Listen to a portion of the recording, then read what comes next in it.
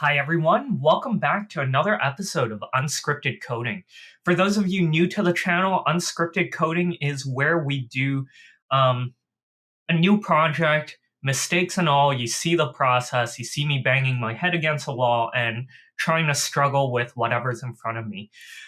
This episode is going to be a little different. I'm not sure how much, if any, coding will occur at all.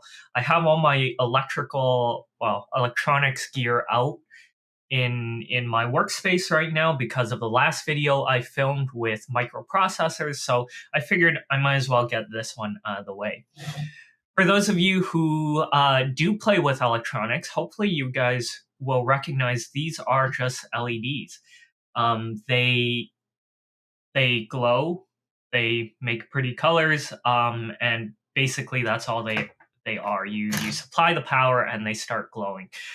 These are super cheap, but the reason why I bought this and why this has been on my desk for quite a while is because I just read a news article about red light therapy, and I am totally skeptical of it. Please, don't take this as any type of endorsement or anything. But I saw this stuff about red light therapy, and it seems like it is not a total scam. There seems to be some very, very preliminary studies that seem to suggest that there might be, some benefit to shining a red LED at various parts of your body, including your eyes, which was where I was looking at in the first place. But kind of down that Google rabbit hole, I saw that these panels are hyper expensive. People are asking insane amounts of money for it, and that's how all snake oil is. Once it's your health, they can charge whatever they want. But I was thinking, I can do this for a fraction of the price. You look at the studies and they tell you the range of the required wavelength, so you know precisely what type of red you are. You go on Aliexpress, you find the deep red 660 nanometers, and they're $2.86 for 10 of these pieces. I can do it for a fraction of this price, and I figured, this might make an interesting project. So ordered it, and it sat on my table for months on end, and finally I have time to do it. So the other kind of piece of the puzzle is I found this at my local Dollarama dollar store. I figure what I'm going to do is I'm going to take this apart and use this housing. I don't know how well that'll work, but you click this button and oof, that's bright. They have two different brightnesses, and finally they also have a light at the end. So I figure I'm going to take off this front panel. It actually, might take just 8 of my 10 pieces, and we will shine it through. So let's just take a quick look. I have here 3 AAA batteries in a case, and they're connected by wires. And that way you guys can quickly see that it's very bright and these work.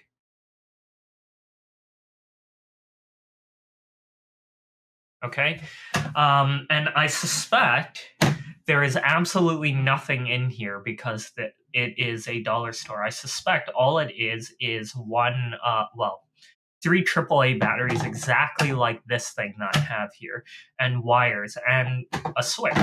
And I think there's going to be maybe like 2 or 3 settings so that it goes once here, and if we're really lucky, they might have some sort of chip that regulates this brightness, but I think they're doing probably something cheaper than that.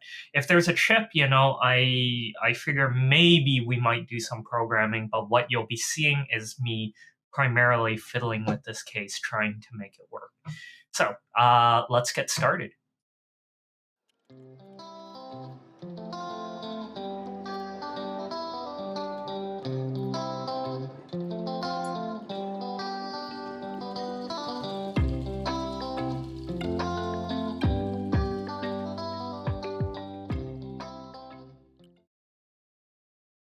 Okay, so we have torn this apart, and as I thought, this is a very, very simple circuit. I hope you guys can kind of see the etching from the light here, and you can follow the path. I realize this is very difficult on camera,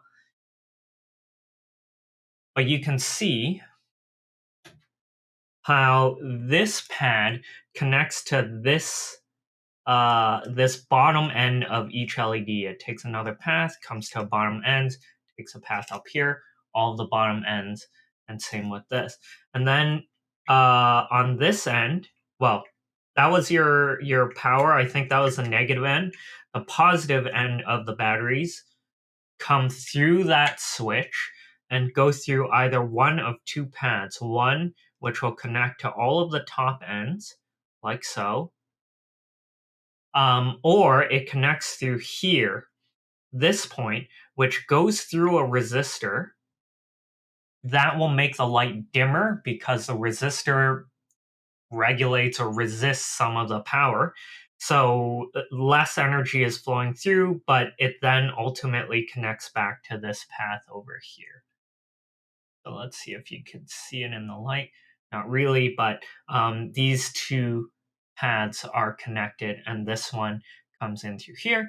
And finally, the third part of the switch, it just attaches directly to this other cob light over here. So, oh, and of course, this one connects to the negative end, this path all the way down here.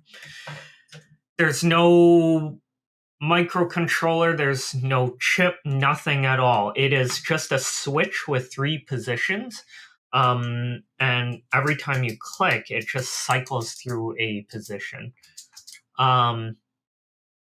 Very simple. It does absolutely nothing. The only reason why there is that dimmer is because they just put in another path through a resistor. It says 100, so maybe 100 ohms. I don't really know. But the next plan here is, I think, to take probably 8 LEDs. I'm gonna wire them up so that I connect the a negative to the negative to a negative to a negative to a negative, and then positive. So then we can have one wire over here connect to this end, and one wire here connect to the other end. Sorry. This end was positive, so one of the positive pads, that's this one. And then by extension, because I've wired them all together, it'll connect to positive ends of all of these LEDs.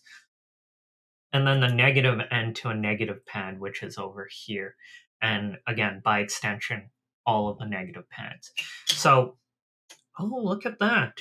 The back of this thing is magnetic. I didn't even realize that. That's a handy feature. Anyways, that seems to be extremely simple. I gotta break out my soldering iron and get straight to work.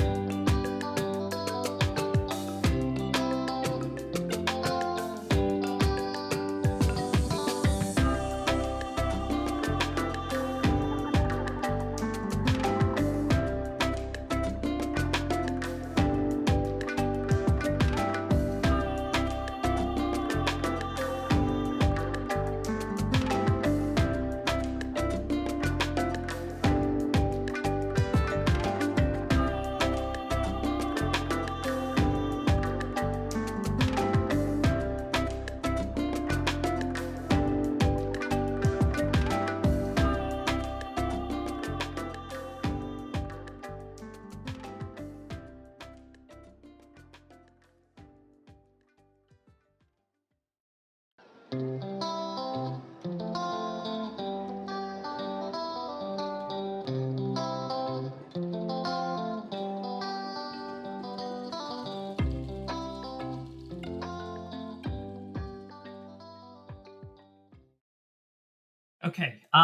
so I had to fix a little bit of my soldering. It is terrible if you take a look at the video.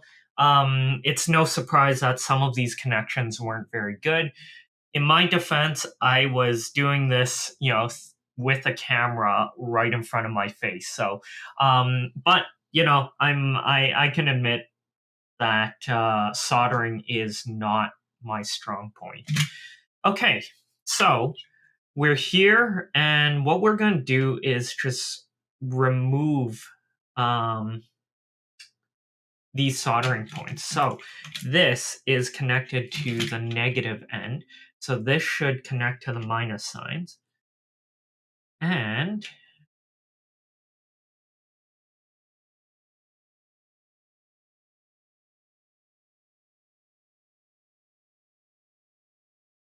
nice and simple. All right, so this will connect to a minus side. Oh,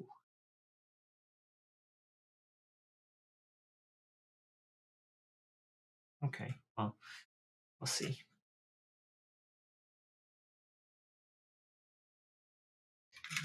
Okay. I'm just trying not to damage a nice plastic casing, but we'll remove this as well.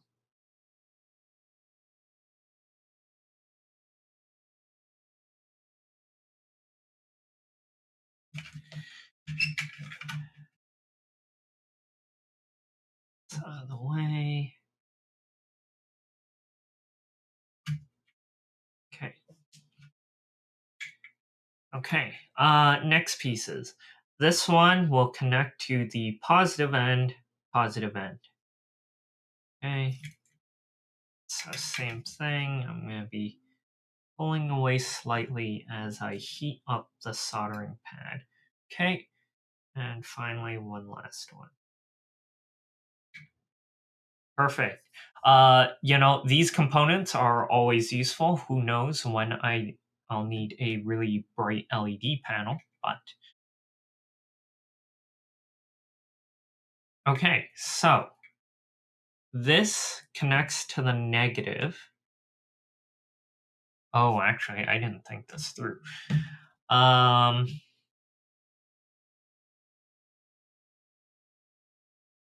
How is this gonna look? So this was like this before, like this. So I want this to connect to the negative over here, and this one, the one at the top, probably this pad. Oh, can't see anything. So because it looks like this, and the pad is probably, I'm thinking of putting it just like this and resting it here. This negative pad should go somewhere fairly close like this. This one should come over here. I don't really care where the blue wire goes as long as it stays out of the way. And then these two will have to go to a positive terminal, probably on this side. So let's just put this in place somewhere reasonable. All right.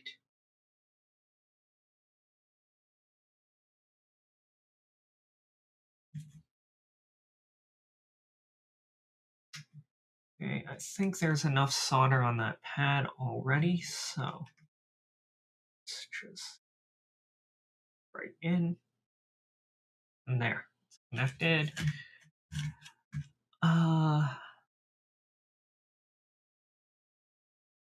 This one,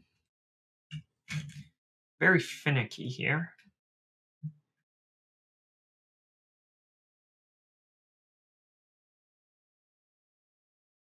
Perfect.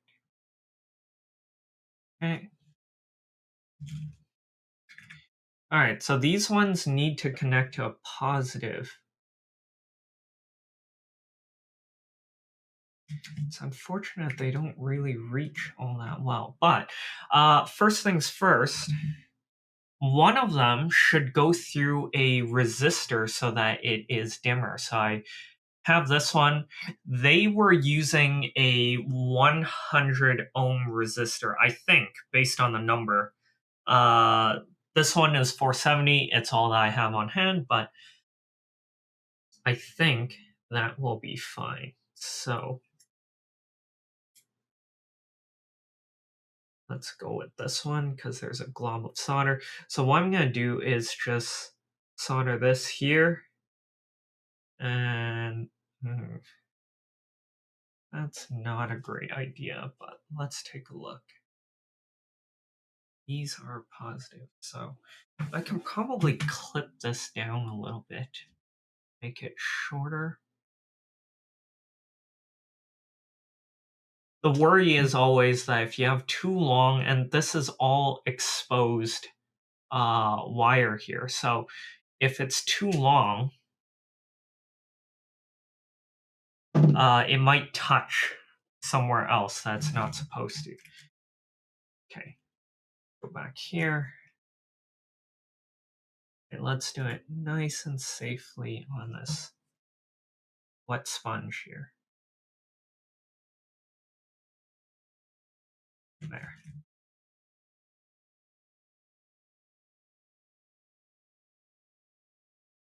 Let's just pick a little glob. Pick a little glob over here and just that way there's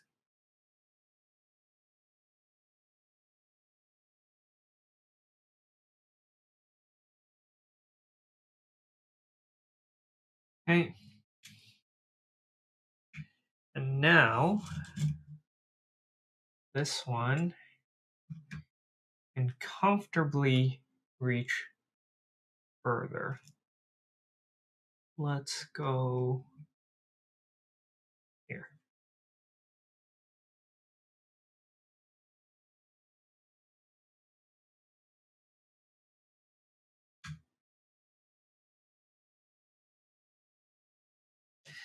Something I didn't show you before is just that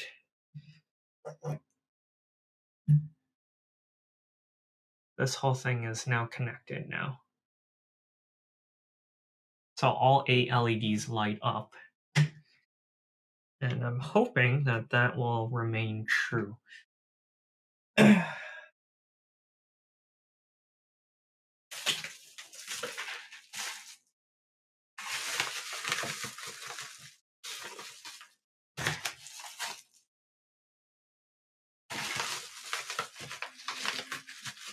Should have a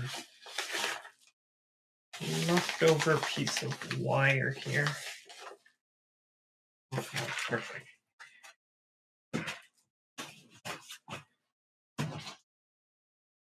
Okay, so wire here. And what I'm gonna do is just lengthen that white piece of wire. Same idea. Just solder them together so that I can bridge a gap. I don't want to expose too much of the wire, so I'll have the same problem. So this is just, no measurements whatsoever. I'm gonna come out here to my moist towel again. Boy, this is great. But here.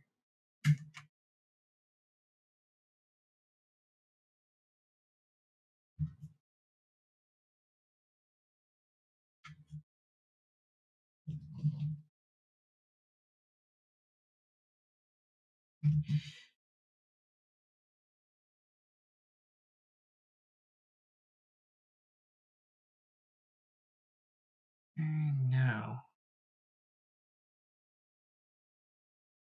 at the other end, that wire, keep it relatively straight.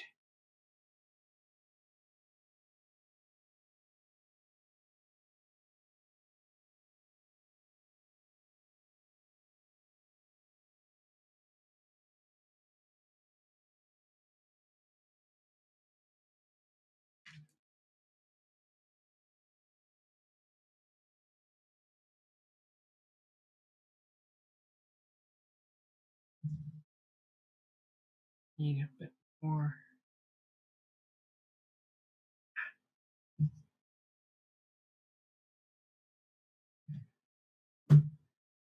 Okay, you guys see that? Terrible connection here, but at least we got a glob large enough to connect our two wires.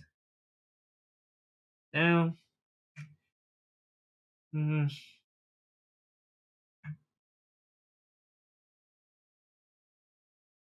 Down. And I realize you guys can't see anything, but there you have it.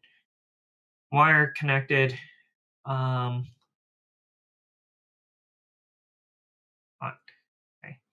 Relatively strong.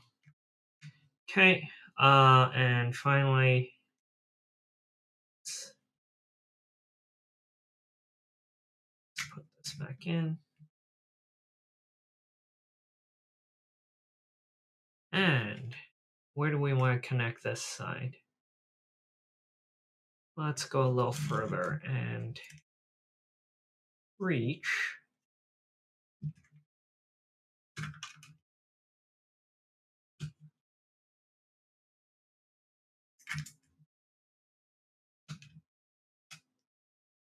somewhere over here.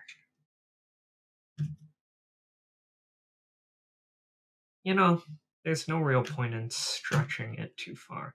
Let's just connect them all together over here, where everything, all of the positives are joined.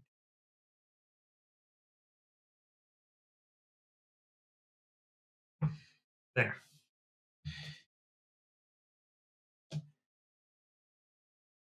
Right, so let's see. This is going to be finicky, but let's just pop in our batteries.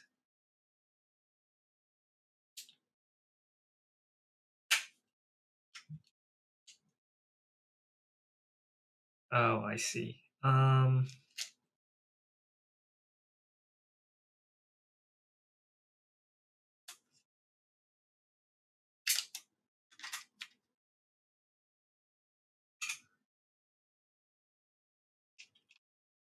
Side and okay. Those two remaining screws just in the way, so let me just screw that in.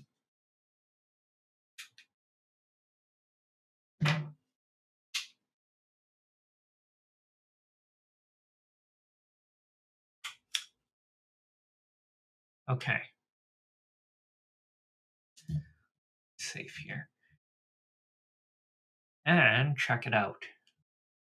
I think these are not bright at all. So there's the really bright light. Off, on at super bright. And then 470 ohms, which is a lot of resistance apparently. So they got it right at 100 ohms. So I might look for a 100 ohm resistor and change it, but we have something somewhat functional. So let me clean all this up and then we can start packaging it together again. Okay, and here is the final phase of all of this. It's actually quite nice. This is an excellent fit. I thought I might need some putty or some, printed 3D piece on it. But this fits just perfectly. You just need to this over. Oh, I should get rid of the batteries first.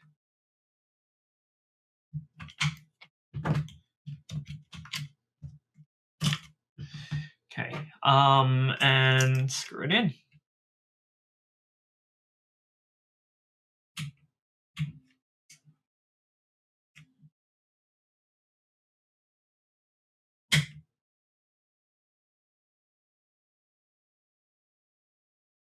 That was a normal sound. Okay.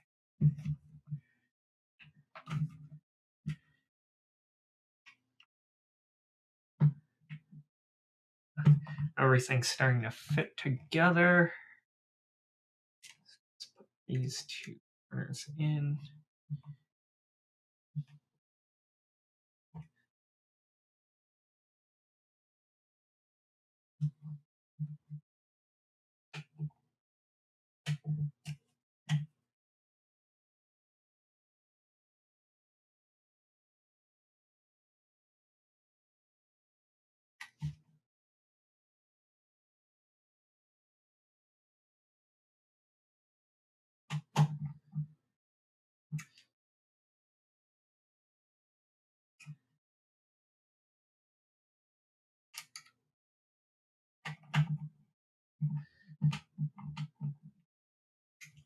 Look, perfect fit all along the edges. And let's just pop the batteries back in and hope everything works.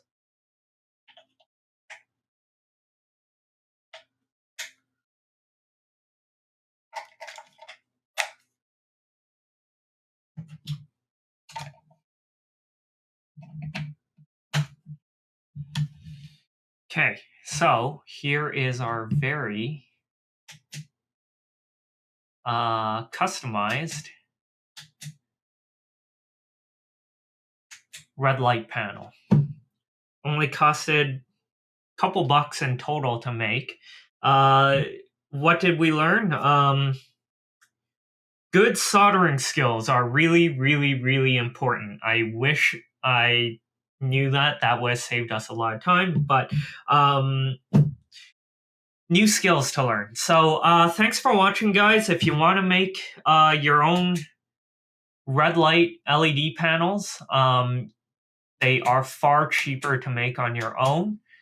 And I hope you enjoyed this. This is not our usual coding type of experiment, but I think this falls into the same kind of category anyway. So hope you guys enjoyed it. If you did, or if you didn't, leave a comment, thumbs up below, because I need to hear feedback so that we can start doing more things that you enjoy on this channel. Thanks.